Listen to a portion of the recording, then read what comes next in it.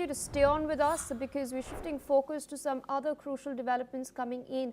Australia has now accused Iran and given 7 days to its ambassador to leave the country over alleged anti-Semitic attacks in Sydney and Melbourne. Australian Prime Minister Anthony Albanese has stated that the intelligence services linked Iran to an arson attack on a cafe in Sydney in October last year and another on a synagogue in Melbourne in December. Let's in fact hear what the Australian Prime Minister had to say. Since the terrible events of October 7, 2023, we have witnessed a number of appalling anti-Semitic attacks against Australia's Jewish community. I've made it clear that these sorts of incidents have no place in Australia and that I wanted ASIO and the AFP to investigate as a priority. ASIO has now gathered enough credible intelligence to reach a deeply disturbing conclusion that the Iranian government directed at least 2 of these attacks. There is no doubt that these extraordinary and dangerous acts of aggression orchestrated by a foreign nation on Australian soil have crossed a line. And that is why we have declared Iran's ambassador to Australia persona non grata, as well as 3 other Iranian officials, and they will have 7 days to leave the country. What do you have to say to the Australian public? Mr. Ambassador, just for a moment, we just want to have to say what do you have to say? I love, Australian people. I love Australian people. Do you believe that Iran are behind these attacks? I love Australia. Bye-bye.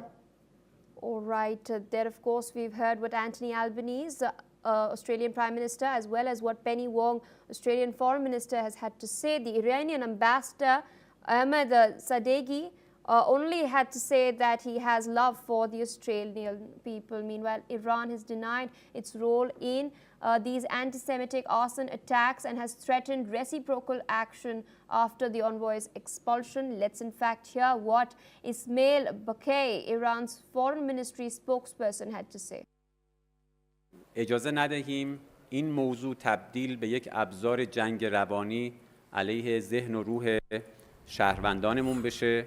قاعدتاً هر کنش نامناسبی و ناموجهی در سطح دیپلماتیک واکنش متقابلی رو در پی خواهد داشت.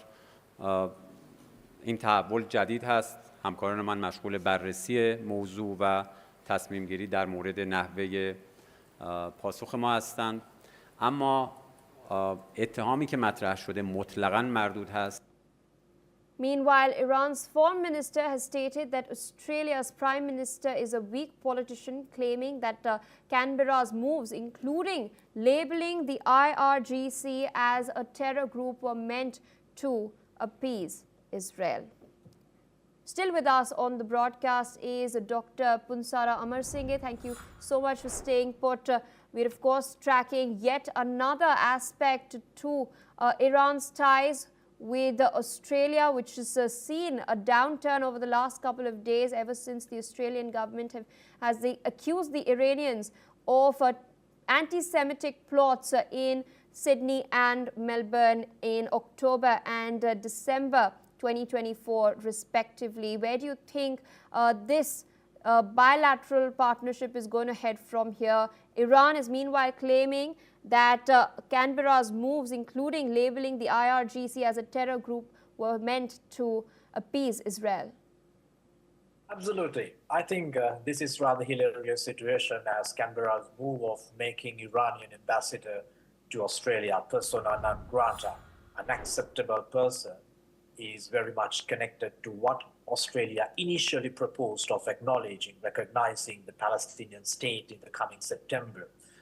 And which raged the Israeli reception when Benjamin Netanyahu described Australian Prime Minister as a weak politician. So within few days, Australian intelligence estimated that there were certain shadows behind the anti-Semitic attacks carried out by various parties in Canberra and Melbourne.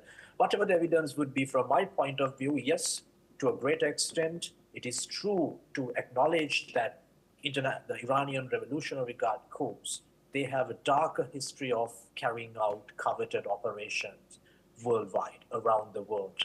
Especially in Indo-Pacific region, Iranians have they have built up solid connections in Malaysia. They have a large number of Shiite Muslims in Indian subcontinent. They have contacts in Australia. So it could be possibly assumed that there were certain elements played by the Iranian Revolutionary Guard Corps, which can be described as the Great Iranian Octopus, because Iran was vehemently humiliated by Tel Aviv's attack in the past few months. So they were looking for a way to take the revenge. This is not something new, because since General Soleimani indoctrinated the doctrine of the proxy warfare, hybrid warfare to Iran, though they have been conducting these kind of operations. They have done it elsewhere, also in certain parts, like in India. Also last year in Sri Lanka, there were concerns about the security of the Israeli tourists in Arugambi. So certain intelligence analysts predicted that there could be certain